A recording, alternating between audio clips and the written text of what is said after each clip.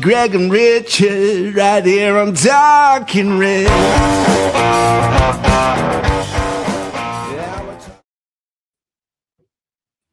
Good morning and welcome back to Talking Reds, a Nottingham Forest podcast, where the caffeine is strong, the opinions are stronger, and the post-match hangover for many of our friends we met in the NAV is even bloody stronger. Today, we're unpacking the big match from yesterday at the City Ground as Nottingham Forest pulled off a second-half blitz, only for Manchester United to strike back with a thunderous volley and grab their share of the points.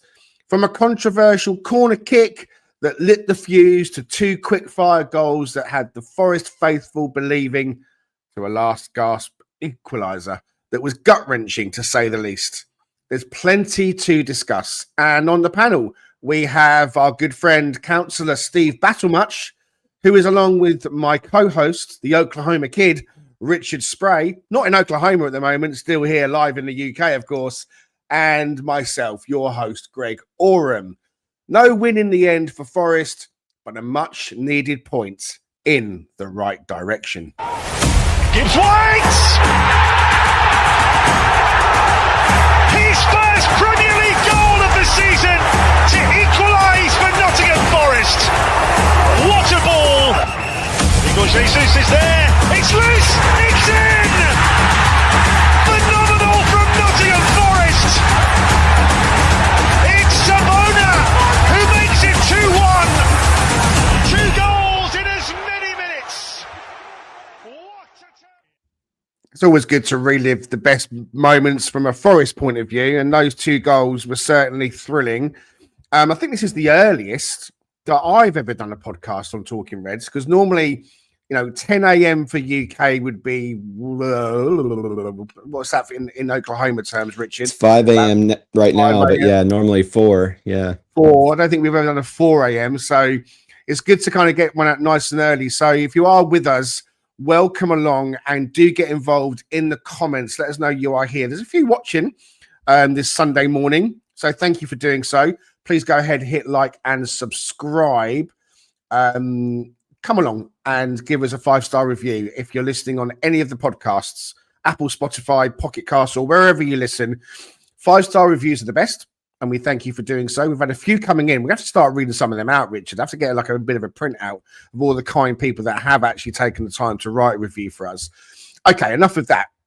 Richard and I were at the NAV yesterday. It was the match that we were looking forward to for so long that seemed like it was going to be going back to sort of like before the summer, thinking about when we were going to try and get together. Then the fixtures came out and you were planning your trip over, Richard, and said, yeah, that looks like the game, the Man United game. And we were like, oh God, can we get tickets? Can we meet up? And sure enough, it came and we were there. Great to have you in person, Richard Spray. How are you feeling this morning? And just sum up for us how it felt for you to be back in Nottingham, back in the NAV beforehand, and then back at the City Ground. Yeah, I always love the NAV. Yeah, it's just, I think what's really neat is being able to connect with Matt Druitt, who we all know is the architect on our podcast. He's come on, I think 3 episodes right now, Greg. Mm-hmm. So just having a chat with him letting us park in front of his house, which was so kind of him to do, because it really put my sister-in-law at ease that their brand new vehicle would be less at risk by coming up. I don't know what she thinks about Nottingham. Apparently she thinks it's rampant for cars being that car theft rather. Sorry, I can't think right now.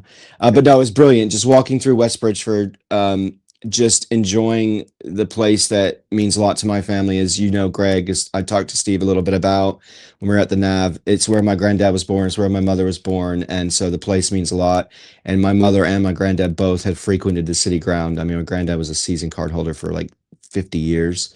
So it's just a brilliant time to just reconnect with my roots and then enjoy a great match. And it was so great to see the boys come out in that second half, even though the first half was pretty blasé, I guess, for lack of a better word, sans, them getting that unfortunate cheap goal, as I'll call it.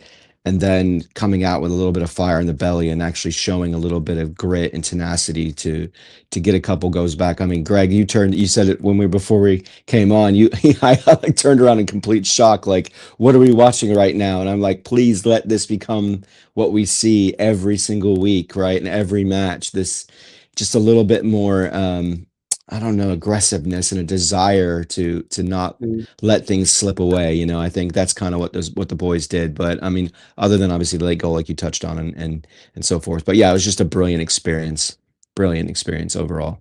Loved Good morning. getting to connect with people too. You know. Sorry. Good morning, Steve. Yeah, sorry, mate. Great to see you in the nav yesterday. How are you feeling this morning? Yeah, I feel good this morning because obviously, my key thing going into game was I didn't want us to lose again, and we've come away from that. Obviously, tinged with disappointment that we couldn't hold on. But that said, I looked again at the highlights last night at Match of the Day, and that Murillo save off the line, would have been absolutely gut-wrenching, wouldn't it, to lose that game 3-2. So I suppose all in all, maybe 2-2 is a fair result. You know, we had certainly the Callum Hudson-Odoi chance, which I'm sure we'll talk about, to go 3-1, and I think we'd have gone on to win the game. But yeah, we've under Dyche played 3, won 1, drawn 1, lost 1. The loss was against Bournemouth away. So I'm fairly sanguine now going into the next period that we're on the right track. But the table doesn't lie. We are still stuck right down there. There's a gap already, even though Burnley lost yesterday. Yeah.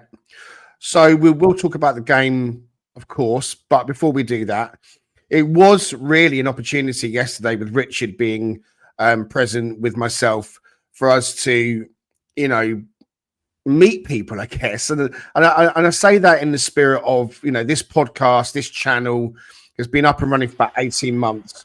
And over that time, there's been a really wonderful kind of outpouring of goodwill from the fan base that listen and tune in, and a number of people yesterday wanted to come up and just say hello and have a chat. And for us, it was just one of the best parts of the day, to be honest with you, because it's the community spirit that really has been at the center of what we do. I think we've always said from the start, we are just fans like everybody else. And the fact that we sit here with a microphone and talk about Forest, that means that our opinion is absolutely no less or no more than anybody else's. And the fact that people will tune in and listen along and will disagree with us or agree with us and want to get to know us and have been on board with us, it's just really humbling. And we wanted to say thank you very much for everyone that's listened and watched. And yesterday we did manage to meet in person Gary Lamb, first one to turn up, because we were there quite early. So I've got to say, Gary, thank you so much, because as many of you know, and Gary shares this quite openly, he's had some health issues and also feels not necessarily the most comfortable out and about, and so to come to the NAV and to sit with us and meet us in person was a real highlight for us, because we know that actually that was quite an effort that Gary put in. So Gary, we salute you and we thank you so much for coming to say hi to us. Big Arn, he's in the comments as well. Big Arn, life and soul of the Talking Reds party with the baby Guinnesses. It was fun and it was really great to meet you, Big Arn, as well. Thank you so much for coming over and for just making us feel really welcome and everything else. Mark Wayway and FFC, who always chips in with a couple of pound, which we are just really, again, humbled about. Great to meet him in person as well. Damon Hazel popped by and had a quick hello, so shout out to you. The one that really, I guess, stood out, not in any better way, but was quite surprising, was we were sat in the stadium, a chap came over and said, "Oh, you're the Talking Reds," and it was a guy called Stefan from Iceland, which was just so wonderful. Stefan is a Forest fan. He started following Forest back when he was younger and has followed through with it and was in the ground and listens and watches the channel and found us and said hi. And that was just incredible. So Stefan, thank you so much. And then on the way out as well, a chap called Paul was chatting to us. So people were saying hello pretty much through the whole afternoon. So thank you very much to everybody that did that. And it meant a lot to us that you listen and watch. Thank you very much again. And that's a bit long-winded, but I wanted just to shout out those specific people. And if I've forgotten anybody, I'm sorry.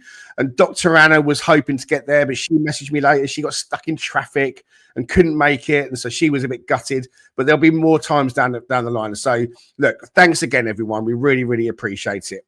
Okay, right. Let's get on to the match. And we've been 10 minutes in, haven't even spoken about the match yet. So, we want a bit of a talking Reds loving to get going. Richard, I'll come to you first. All right, okay. Let's talk about the team selection because that's a good place to start. It was unchanged, as I did say I think it would be. General thoughts on that team selection and just general thoughts on the match as a whole before we kind of get into the ins and outs of it. Yeah, in terms of team selection, wasn't surprised, as you pointed out. I think he's sort of starting to drift towards somewhat of a consistent 11, right? Which we know he needs to do, and he's obviously had a little bit more time this week. We talked about it. Steve, I know you brought it up on your video that we'll feature in our vlog, but just the idea of having more time on the pitch with the boys leading up to that match, so it gives him a little bit more of an opportunity to kind of immerse them into some of the structure and some of the framework that he wants. And it was just good, I think, to see really good performances from key players. Like Anderson looked phenomenal. He just the way he was cutting through the middle of through the midfield, the way he was working around players, finding ways to distribute the ball, and Callum looked quick. He looked aggressive, which is what we want from him.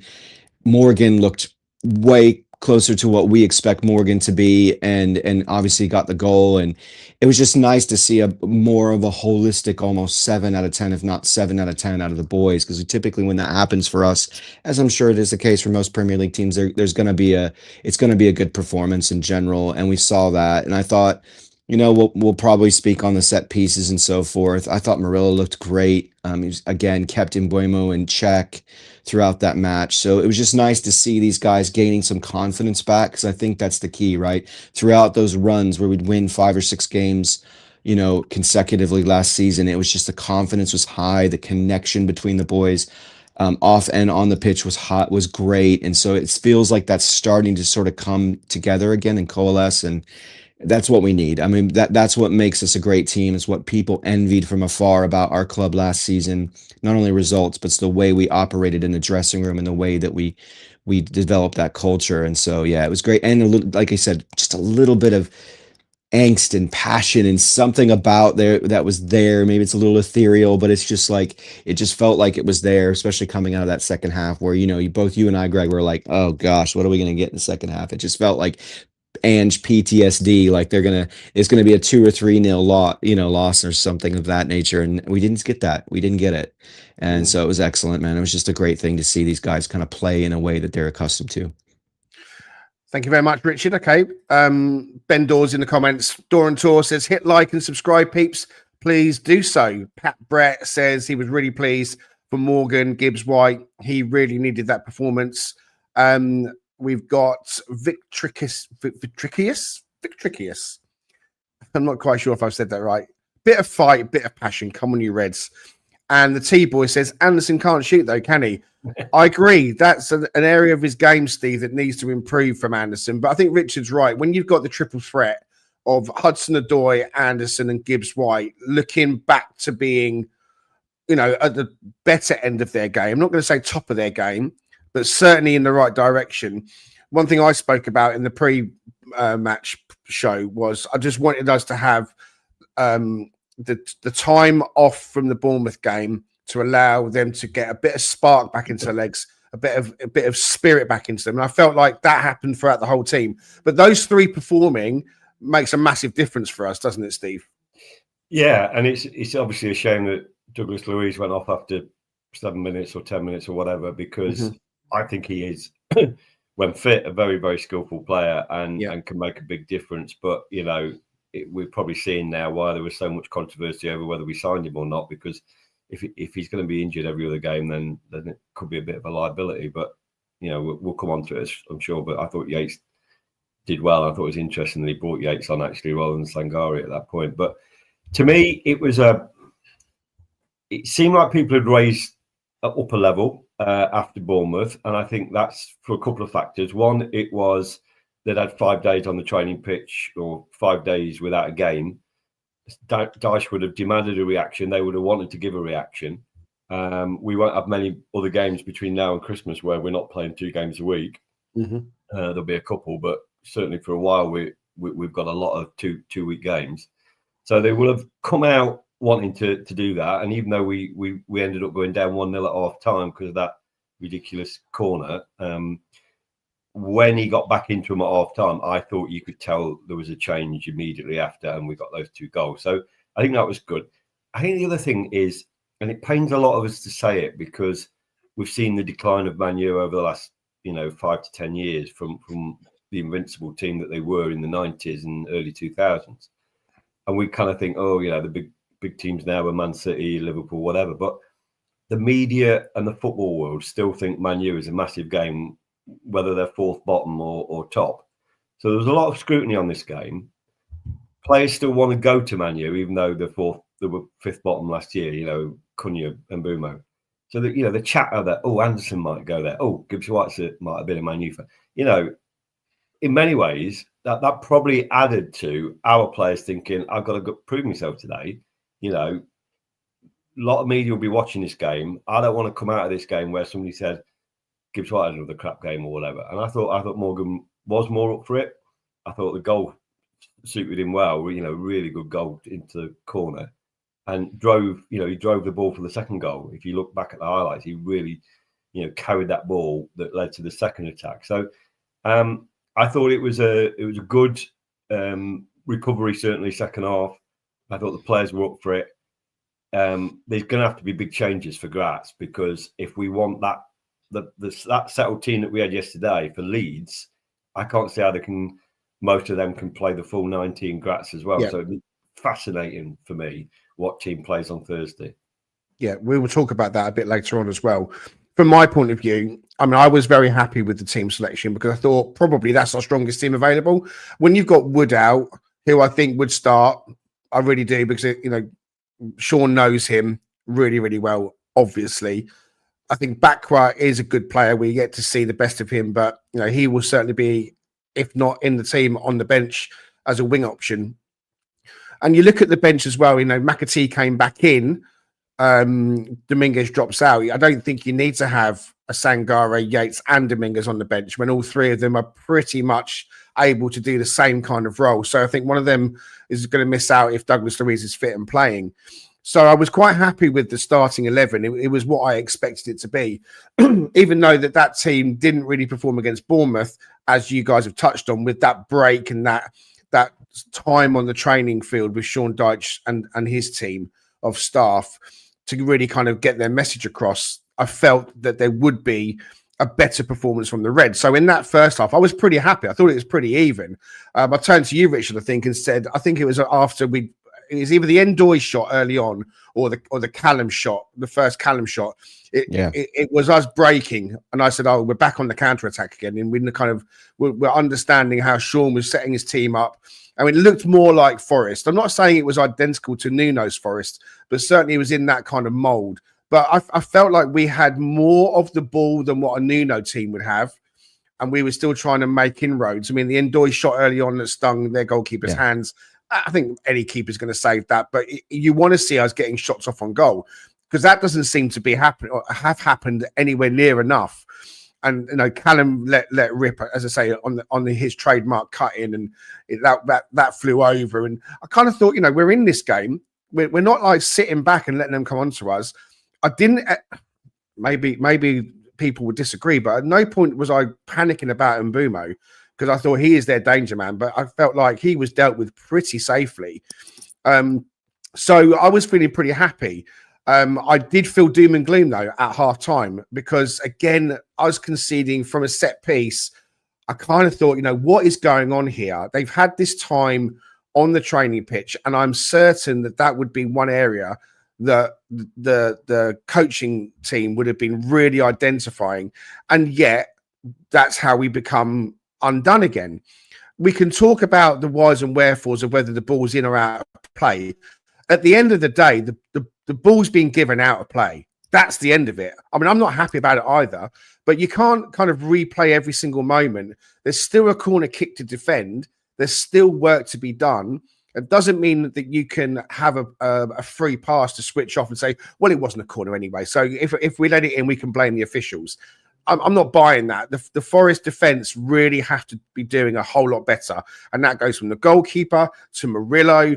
I mean, for me, Milenkovic should be the one that's getting first contact on any ball that's coming into the box. He's the tallest guy. He's the strongest.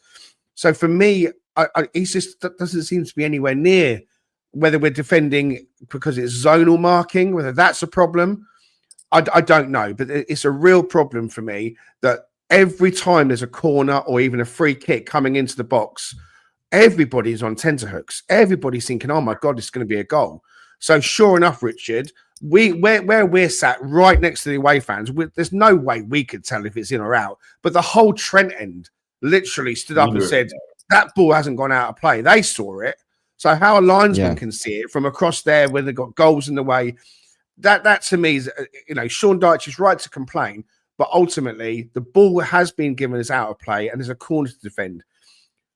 Sum up for us your frustration and your thoughts on this set piece debacle, because it has been a problem under Ange and it continues to be a problem under Sean Dyche, doesn't it? I mean, he's managed us for 3 games now.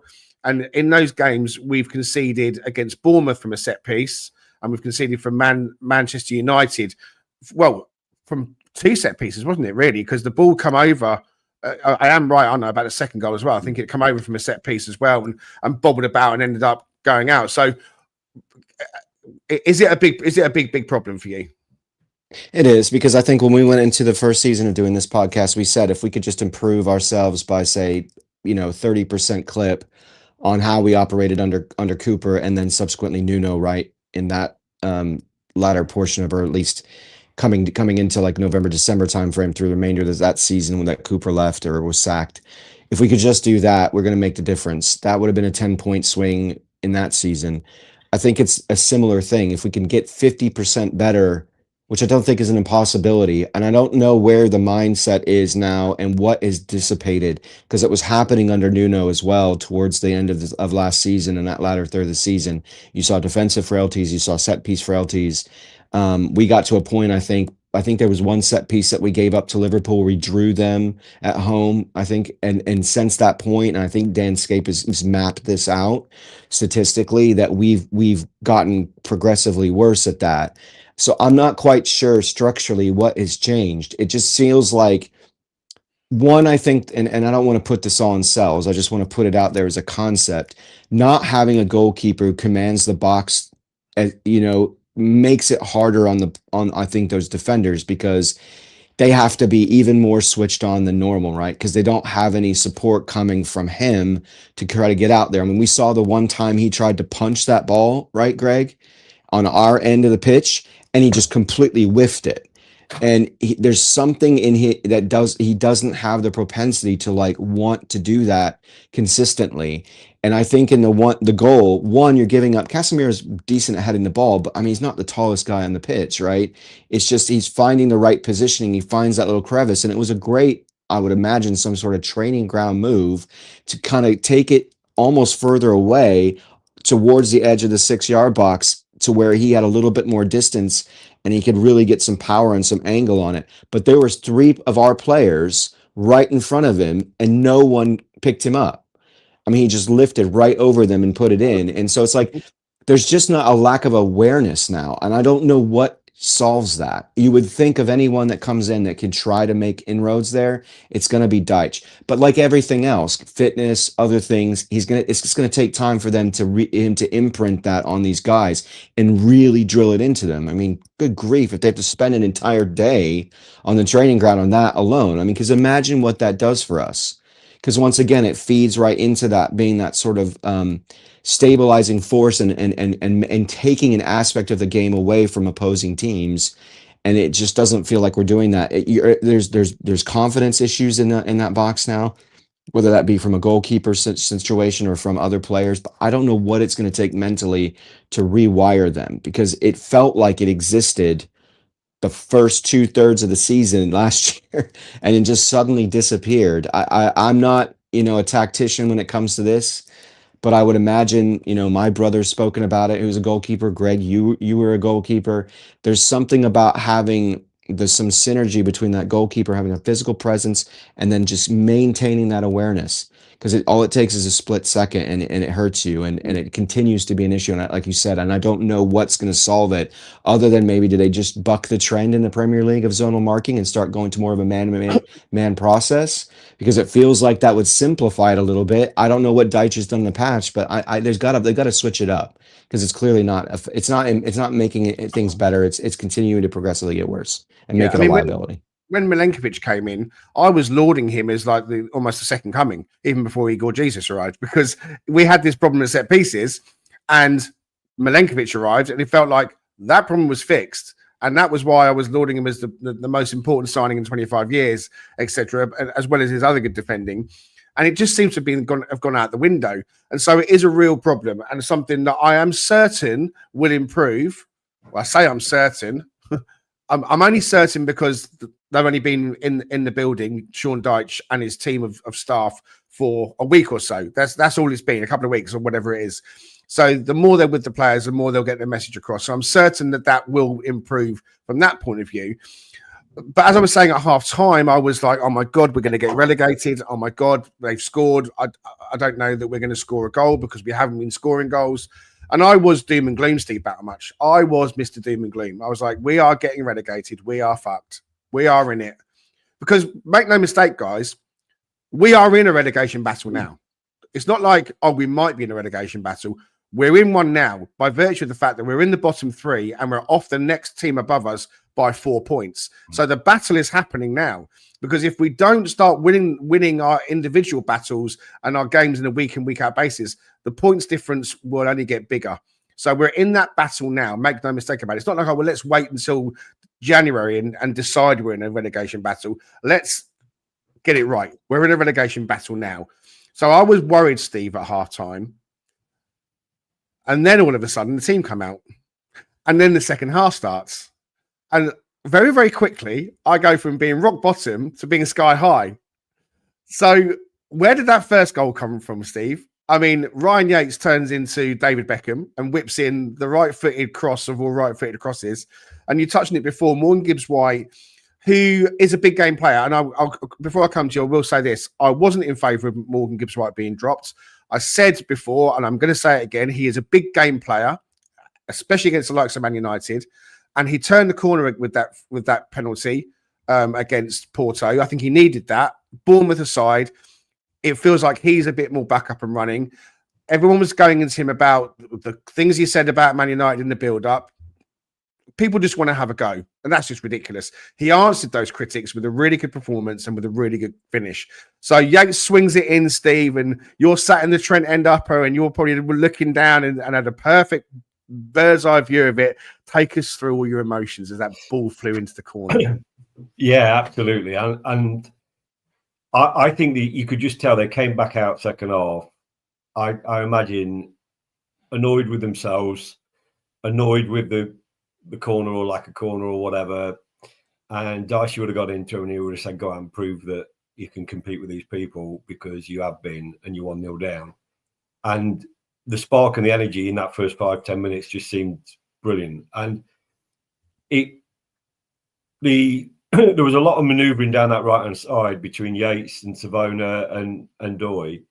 But somebody's got to get the ball in the box. I think Dyche has talked about getting the ball in the box quicker because it catches defenders out because they don't know when it's coming. And, without Wood there and, up leaps Morgan Gibbs-White and bangs it right in the corner. I mean, it was a classic centre-forward header, and fair play to him. And I think that would have done him a world of good to score a goal in open play like that. And I'd reward him with a rest on Thursday and have him ready to come back out next Sunday. But just two quick things just before we leave the debacle of their goal, because I think you're dead right about the defending. I think we will hopefully get it back, and I think a lot of that will depend on Milenkovic getting back in control of that 6-yard box and people listening to him and all the rest of it. But it is a bit worrying that we're losing those headers. But I want to just chuck in the name Chris Wood, because Dan Skate will probably tell us how many headers, defensive headers, does Chris Wood win when he's on the pitch. He wins loads of defensive headers. And, you know, he hasn't been around for those in the last couple of games, has he?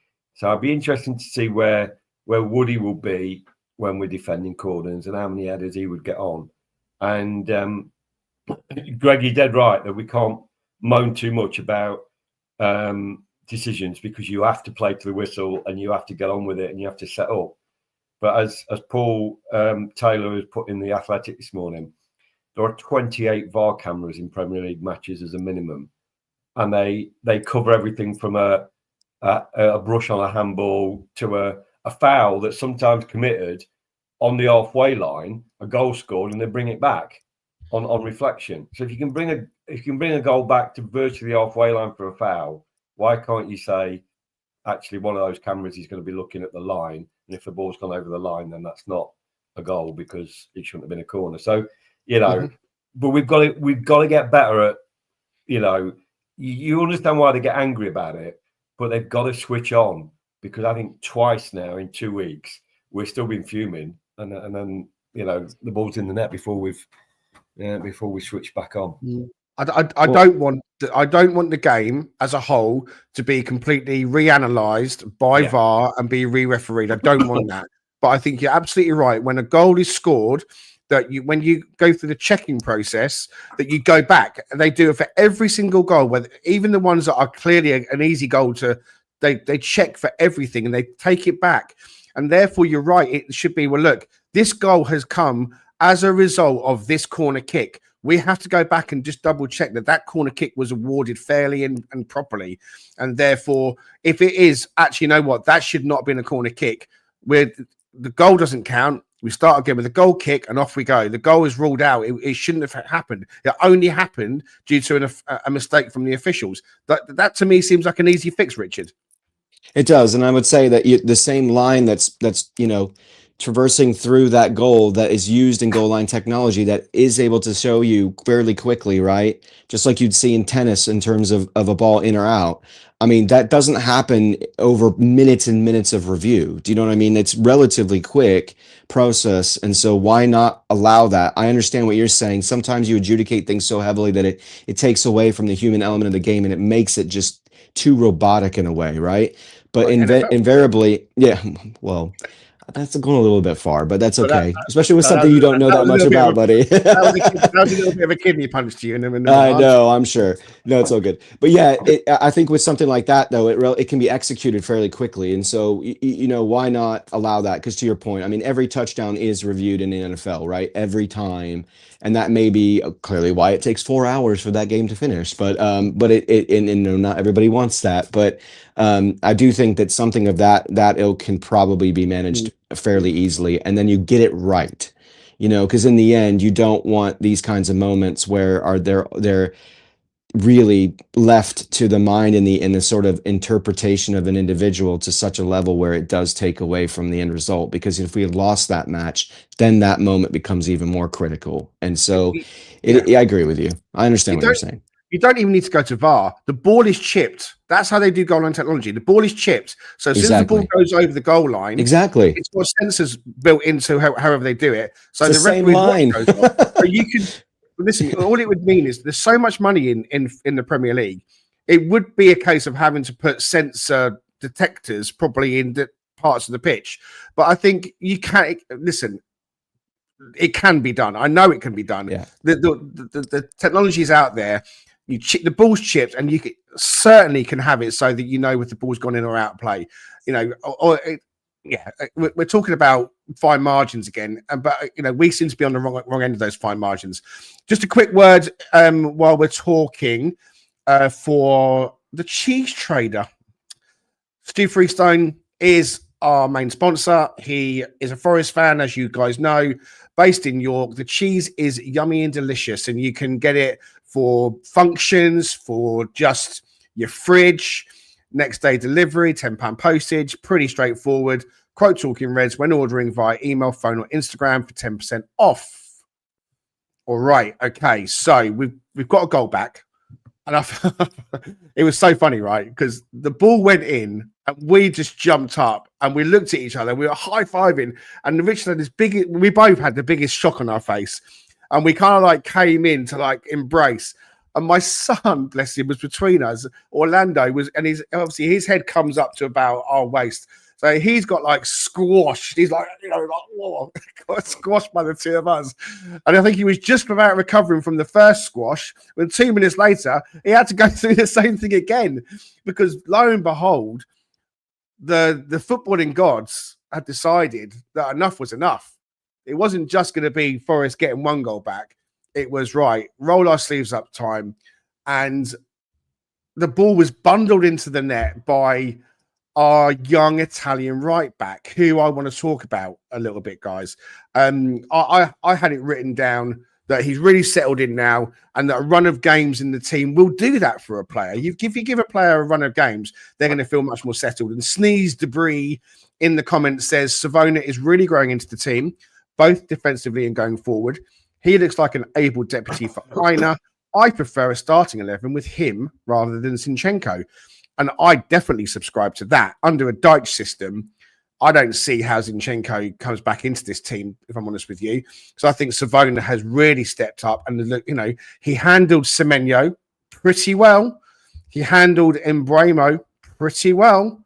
And other players that were coming down that side. And his link-up play for a big lad, 6'4", 6'5", he gets forward more than I ever thought he was going to. And I think that he's growing in confidence. He won the penalty against Porto. Remember, so and he got his goal yesterday, and I couldn't see it properly from where we were sat. It looked like there was a bit of a bundle going on, and I didn't know it was him. But I've also watched it back a match today a few times now, and he's taking up a position on the right hand side, and he's the one that's coming across, and he's making a nuisance of himself. He's getting into position, stays on side, and when that ball breaks, I think off Eagle Jesus' face, and it kind of breaks down as well. He's the one that nips in and cutely puts it past their goalkeeper to send this whole stadium into absolute raptures. And one thing I will quickly say as well, we were right next to Man United fans yesterday, right?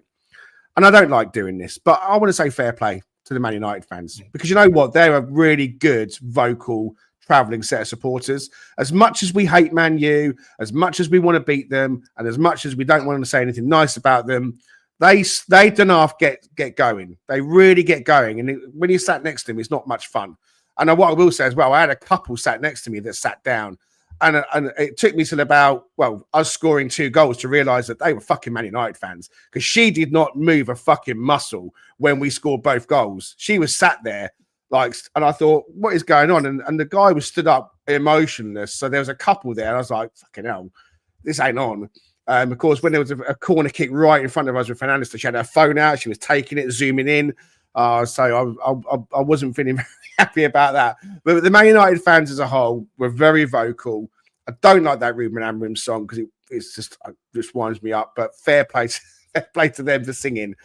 But when we scored, Richard Spray and Savona puts it in the back of the net, were you at that point thinking, you know what, 2-1 up, it's happening. It's happening. Yeah, if it hadn't been so early, I was thinking, man, put Murado on, do the Murado time again. Let's get that back in vogue, Yeah. I was just like, let's just bet in and just not let it give him an inch the rest of the match, because they played decently well. They distribute the ball well, But to your point, I thought the performance level on the back line was really good for the majority of the match. And Savona, like you said, he managed Semenyo. And I love that Cunha just was really... whoever was on him was really in his head, because I don't know how many times the guy was flopping on the ground and he acted, he's getting frustrated and so forth. But that second goal, I think I was just in a total state of shock. I couldn't believe it. Because like I said, it just felt like this season, these kinds of matches historically would drip. Like it would just be that second goal that goes in and things just start to crumble a bit. And that wasn't how it went. And you hope that that's a start of something where we just play with a little bit more grit and we don't allow ourselves to get down and lose that confidence so quickly and then allow another one to go in. But it was a brilliant, I think it was Jesus or something. I think him and a couple of other Man U players converged, and then it just kind of dropped perfectly for Savona advancing, and then he put it away exactly as he should do. You know, I think he is showing a lot of growth and a lot of maturity, which is amazing, because when you get a player like him in, you're almost looking at him as sort of like a coverage sort of thing. Like, just in case we have the worst, you know, when we have a worst case scenario, he can at least come in and be serviceable. But I think he's done more than that. I think he's growing as a player, and that's great for us, because we just don't know what the future holds. I mean, Danscape and I and my brother were speaking about this after the match. Like, who knows? Someone might come in with stupid money for Nico Williams one day and we can't turn it down. You know what I mean? A core player like that. So having these kinds of players develop and show these kinds of performance against talented footballers who have Premier League experience where he does not, means a lot to the future prospect of Forest. It certainly gives you a lot more comfort, and gives Deitch a lot more comfort, or whomever the manager is come next season, right? To have those kinds of players developing as they were. You're right, though. We need to see that from other areas of the pitch, like a back or Hutchinson or those guys. But invariably, having him come in and play as well as he have makes a big difference. I mean, he really put in a performance yesterday. Yeah. I was quite shocked. But yeah, that second goal was just like, I think it's just we've been so hardwired now. It's just sort of default to not believe it's possible. It's just like we've dealt with the Ange thing, and for all of his plaudits about being able to score goals and outscore other teams, we're never seeing that in his time with Forest. And so you come into that sort of mindset. And so to see the boys come through in that moment, because I genuinely thought, I'm like, oh my gosh, we're actually going to win this match. Like, that was completely polar opposite to your point, Greg, about halftime. That was not where I was at from a headspace standpoint. And to see it all unfold the way it did, it just gives you a lot of positivity, a lot of momentum kind of shifting into future matches, especially that Leeds match where we know it'll be critical to get 3 points. So having some confidence going into that will be massive. Yeah, I think, Steve, I want your thoughts on Savona. And maybe he's the one now that we're kind of 10, 11 games into our season with all the cups we played. He feels like the one that's that's made the most impact almost out of the new signings. I don't know if that's maybe too early to say that. I mean, Igor Jesus has had impact as well. And so Jesus and Savona are the two that now are coming to the fore, because Zinchenko's been in and out. Douglas Luiz has been in and out because of injury. Back was not got going. Hutchinson and McAtee have not got going. And Doy is flattered to deceive. I was very disappointed with his second half yesterday, if I'm honest with you. I felt he should have been hooked. Because he just looked like he lost his way. And Richard used the word after the game, his self-awareness was gone. And I agree with that completely. He wasn't really aware too much of what was going on around him enough. And I would like to have seen Hutchinson come on, and there's that name again. So your thoughts on Savona, Steve? And are you more confident with him in the team than Zinchenko? Absolutely more confident with him in the team than Zinchenko. I think when we signed him, there was a question mark. Was he a right back? Was he a play right of a back three? He's played both of them before. He's 22. You know, let's get our head around this. He's 22. He's played under 20 and under 21 for Italy. He's played for Juventus, albeit only 28 games for Juventus, but he's played for Juventus. Scored 2 goals for Juventus, by the way. It'd be interesting to see what goals they were, whether they were headers or what. But I thought, you know, credit to Jesus actually for the goal to me, because I think he went up with 3 of their players. He did, yeah. And got, I don't know whether he just bounced off his face or off his shoulder or what, but he unsettled those defenders, which meant that they couldn't get a defensive header in. And the ball dropped to Savona, and he didn't hit it first time. He controlled it. He took a touch and put it in, you know, in a cool and collected way. Very composed. Not just like swing a foot at it and hope it goes in. And so I was very pleased with that. And I think, you know, defenders probably do play more games because you keep a settled back 4 if you can. So I think, he will now play in that position probably until Aina comes back. And then, let's see what happens at that point. But yeah, I agree with you on Endor. I think at 65, 60 minutes, maybe we could have changed that out to Hutchinson. We might have an issue with Deitch with substitutions, because he might be one of those that wants to keep in his head his best 11 on the pitch for as long as possible. But, we've got a very talented bench, and it'd be a bit daft not to use them in games where we need fresh legs. So, but at that point, 2-1 up, Trent End was buzzing. I agree with you about the away fans. I think they add to it. I think they are a vocal. And it's a real contrast, because when you get to Man U, it's quite quiet at times. Yeah. at Old Trafford these days. But their away fans are some of the most vocal I've seen at the City Ground, and I think we raised our game as a result of it. I think Forest fans were very vocal, particularly second half. And if we could have just got that third goal, we'd have been laughing all the way back to the nav. Well, we had our chances. Callum I thought we was going to score. It went wide. That was the one that made it 3-1. We were on the front foot in the second half. We were the better team in the second half. We really were. I know that United also had chances as well.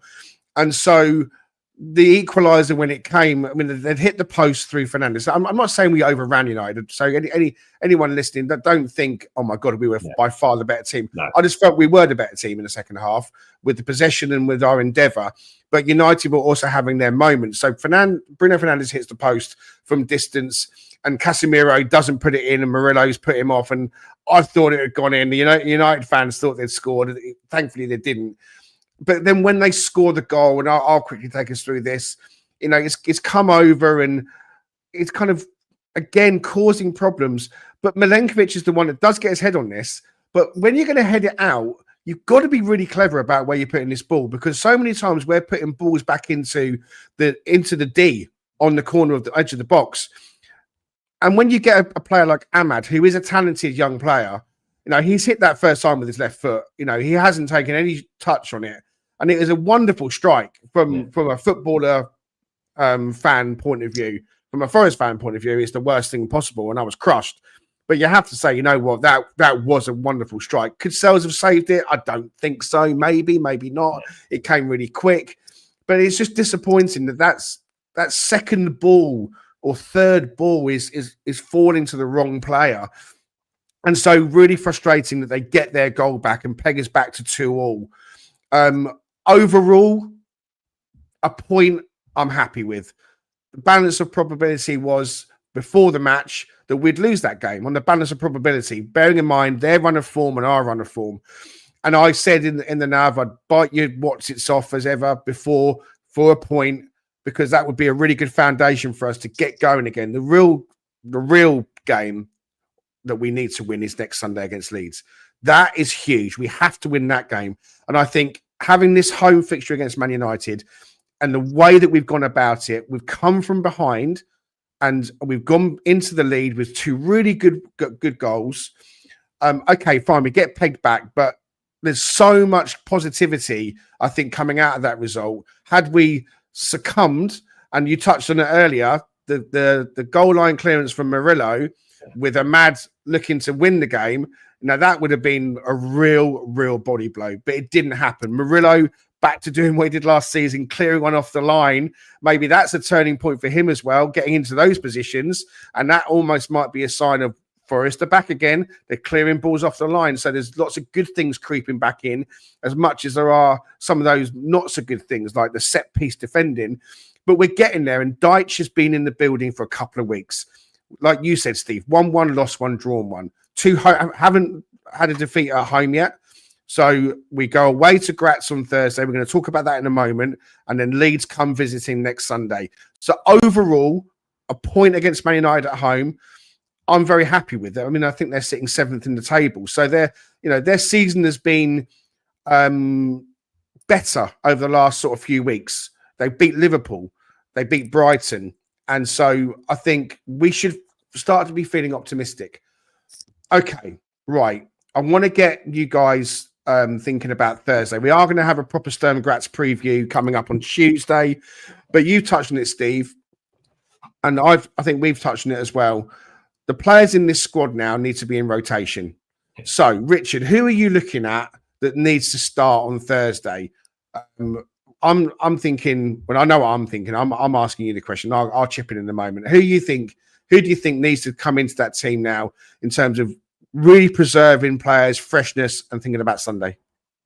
Yeah, I think Anderson's got to be dropped, which is a weird thing to say because I just don't want to continue to put so much miles on. Rotated, thank you, to allow for him to rest his legs a bit. I know he got quite a bit of rest this week, I'm assuming. He certainly looked fresh yesterday. I would say if Back was healthy, I'd like to see him get in the squad. If I think Murado needs to come in. maybe you bring in a Jair Kun, or no, I guess Jair's not on the Europa squad, is he now? So I mean, it might be a time, honestly, because I think it was Reese who told us in the Nav the best player from Sturm Graz that left their club was a right back who went to Derby. So I'm not saying they're terrible. I'm just saying that doesn't give a glowing, perspective on the kind of talent level that we may be facing. So maybe this is a time to fold in an Abbott at right back. You know what I mean? Give him some experience, give him a chance, because he'll be fresh and he'll be up for it. He will. But I would say preserve that midfield as much as humanly possible, whether that means you got Dominguez in there, or you've got a Yates to come in and start, because I thought he played incredibly well yesterday. I thought he was a real stabilizing presence after Luis went off, and he just generally is, right? Can I just quickly say one thing? I'm sorry, 10 seconds. No, it's Ryan okay. Ryan Yates does it again. Ryan Yates does it again. Everyone writes him off.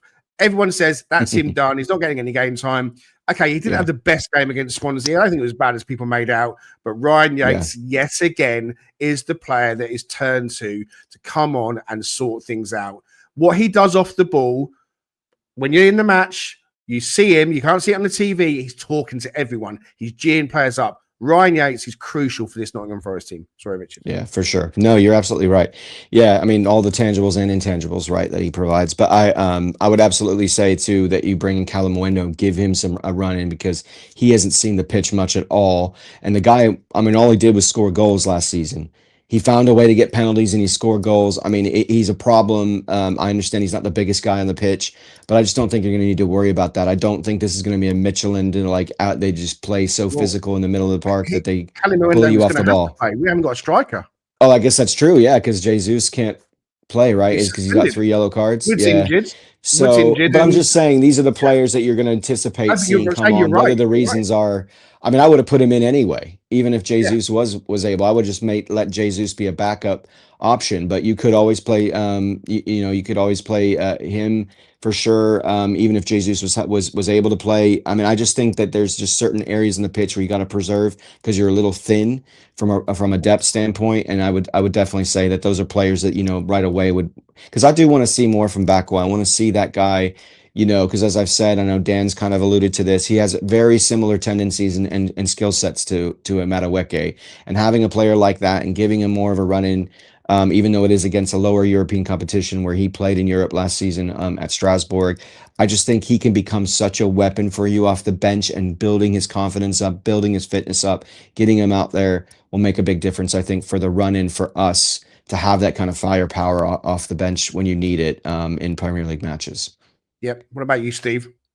You're going. I mean, Callum Owendo's are nailed on, isn't he? Because unless Wood makes a miraculous recovery, Di said Wood will be fit for, hopefully available for Leeds. Yeah, he's not going to be fit. He might be an outside chance Wood might be on the bench on Thursday. But I think Callum Owendo is going to be leading the line, which is a bit bizarre given the lack of minutes he's had completely. And he still didn't bring him on yesterday. I would think we'd see Dominguez in the middle of the field, maybe Sangare. I think we'd see McAtee in the 10 role. I think the back four might pretty much stay the same, but I would personally rotate Murillo. I'd just give him that extra game off, because he's the one out of the centre backs who picks up the odd knocks now, doesn't he? And he looks like he puts everything on the line. So maybe you put Morato alongside Milenkovic. You give Murillo the night off. I would probably keep the fullbacks the same, but maybe because I don't think Savona will want to skip a game, but maybe Abbott there. Nico, I think Nico's 9 out of 10 every week, and if Nico's got the energy, I'd have Nico in the team. But I think there'll be a couple of academy lads on the bench, because you think I'm not even sure Tyro's in the squad, is he? He's not. He's not in the squad. So we're fairly thin on the ground with a couple of injuries and a suspension. So it will be fascinating when that team news comes out on Thursday. But we should have enough, even though they're top of their league. Their league is not great, is it? It's sort of bottom half of the championship sort of level of league, I think. So we should have enough to go. Give some of the key lads a rest. They're probably going to go on the trip. They're probably going to go on the bench. I suspect. I very much doubt that many of them will just completely miss the trip altogether. But I would definitely have McAtee, Dominguez from the off. Callum Wender's got the start anyway. So yeah, that's where I'd be at. Maybe Murillo to have a rest as well. Mark Wayway, NFFC is back with a £2 donation again in the comments. Great to see you yesterday, he says. Yanks is Mr. Forrest. Thanks again, Mark. It was lovely to meet you. Thank you so much for coming over to say hello. Patch Adams says that Wren fans say Cali Mwendo struggles up front on his own.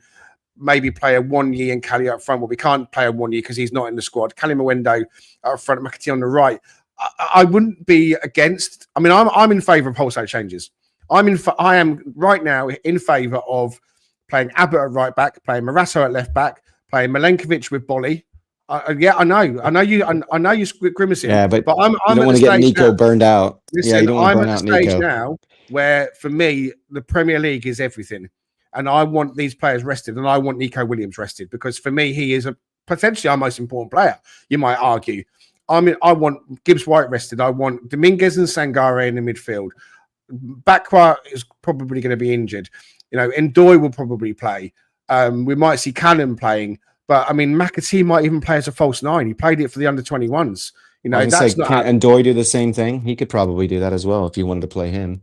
Potentially, Yeah. So I'm in favour of wholesale changes that sees a lot of our really important players get that rest. Because going away to Sturm Graz, it's not the most important thing now. I think the team that we put out as a second string can go and get a result against Sturm Graz. And if we don't get a result, then so be it. For me, that winning against Leeds now is of such paramount importance that I want to wrap Nico Williams, Anderson, Gibbs White, and our other players in Cottonwool, Murillo as well.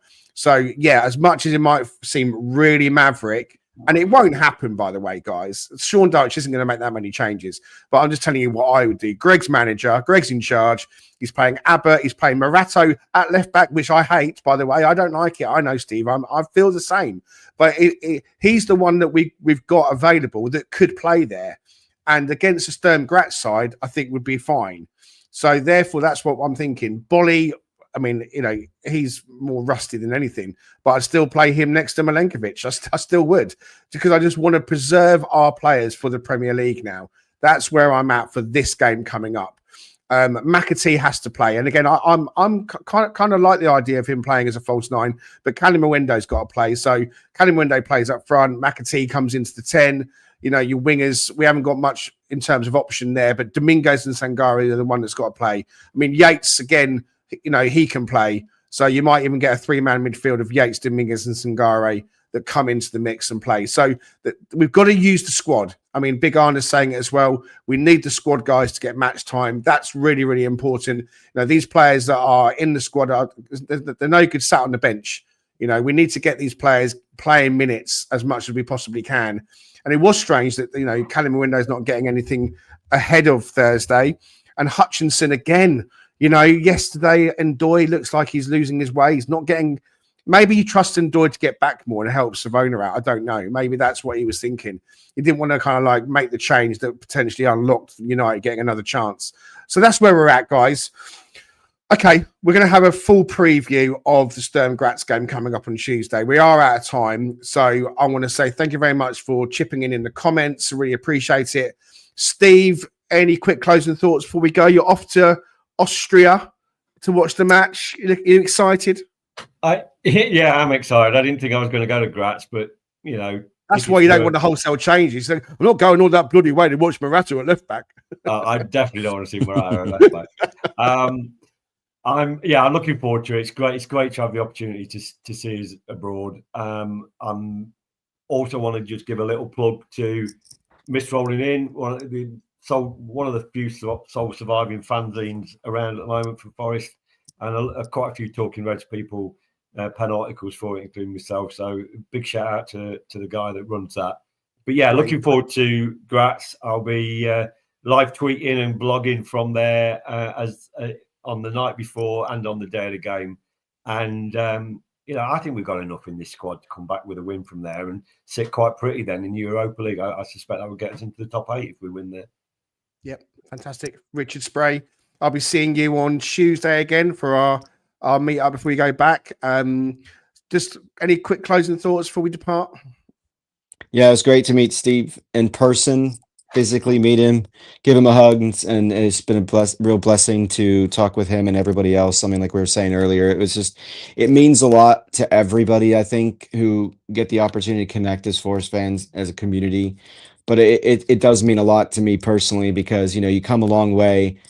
You really want to maximize the experience, and everybody does that just through being themselves and just being present and enjoying the opportunity. And it's always sweeter when we get points out of the situation. Although I'm a little disappointed that so far every match I've ever been to live in my life, with the exception of one when I went to Norwich where we beat Norwich City, this is years ago, obviously, is a damn draw.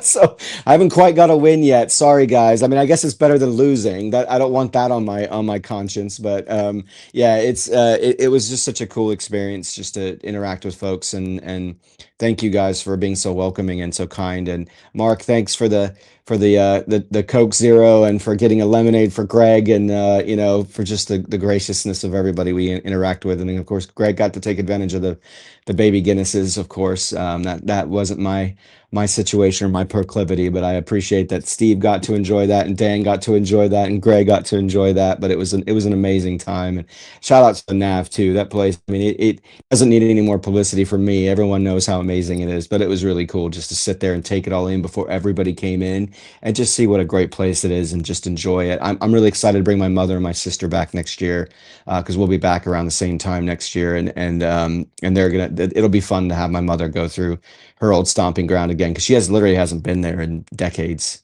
So amazing. it'll be a really cool experience.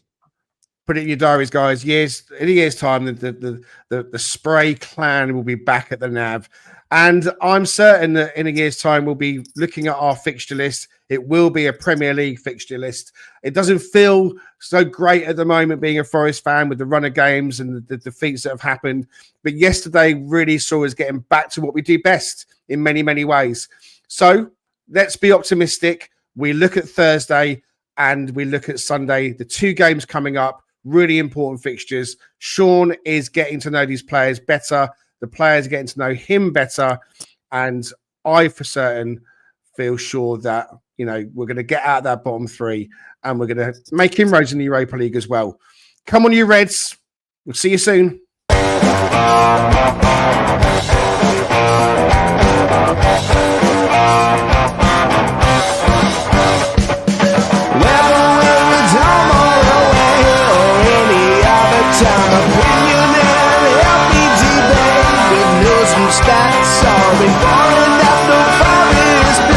Come join Greg and Richard right here on Talk